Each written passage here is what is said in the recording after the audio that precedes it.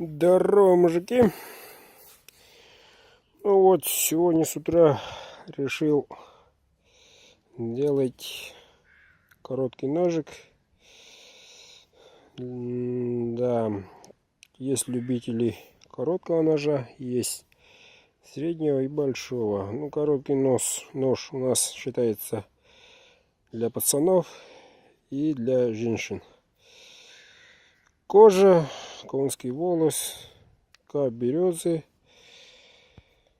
Хорошенький. Вот такой аккуратненький, уютненький. Маленький да удаленький. Быгча называется. Быгча. Внутри деревяшка. Вот, если видно. Да, видно. Вот. Тут кожа сильно не сгибается, упругая. Вот, сейчас сам клинок, длина 8,8 сантиметров.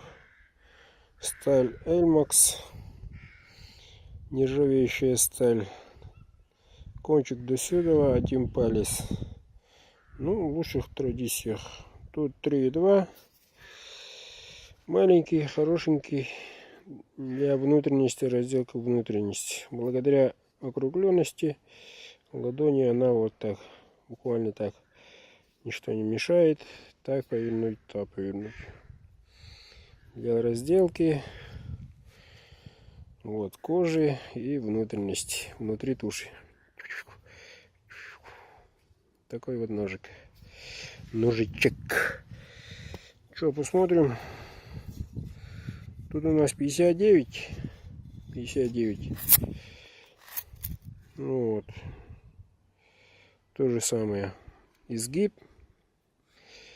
Не топорная твердость, а изгибается. Благодаря этому играет, полнует. Сколько угодно поедет. Ну вот, кабанья кожа.